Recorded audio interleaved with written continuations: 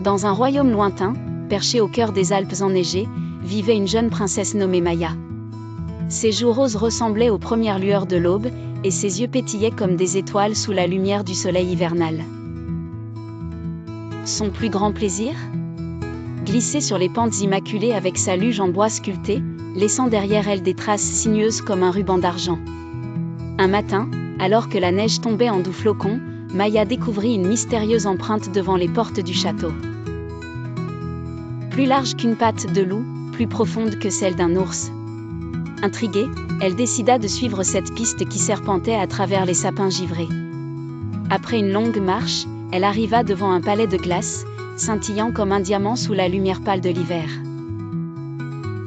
Là, sur un trône translucide, siégeait la Reine des Neiges. Ses cheveux blancs cascadaient comme une rivière gelée, et sa robe était tissée de givre et de vent. D'habitude, les voyageurs fuyaient son regard, craignant d'être transformés en statues de glace. Mais Maya, curieuse et courageuse, s'avança. « Bonjour, Majesté !» s'exclama-t-elle en s'inclinant. « Votre palais est magnifique !» La reine, surprise par cette audace, inclina légèrement la tête. « Que ose me saluer ainsi ?» murmura-t-elle. « Pourquoi n'as-tu pas peur ?» Maya sourit. « Parce que personne n'est vraiment méchant sans raison. Et puis, la neige, c'est fait pour jouer, pas pour avoir peur. » Un silence s'installa, puis la reine éclata d'un rire cristallin qui fit trembler les stalactites. « Tu as raison, petite.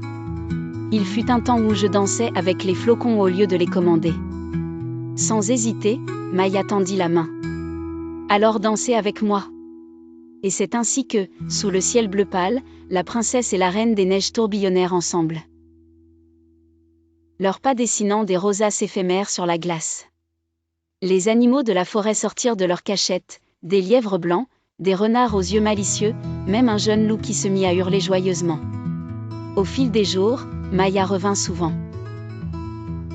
Elle apprit à la reine à façonner des bonhommes de neige rigolos, à organiser des batailles de boules de neige, que la reine, bien sûr, gagnait à chaque fois, et même à boire du chocolat chaud avec des guimauves.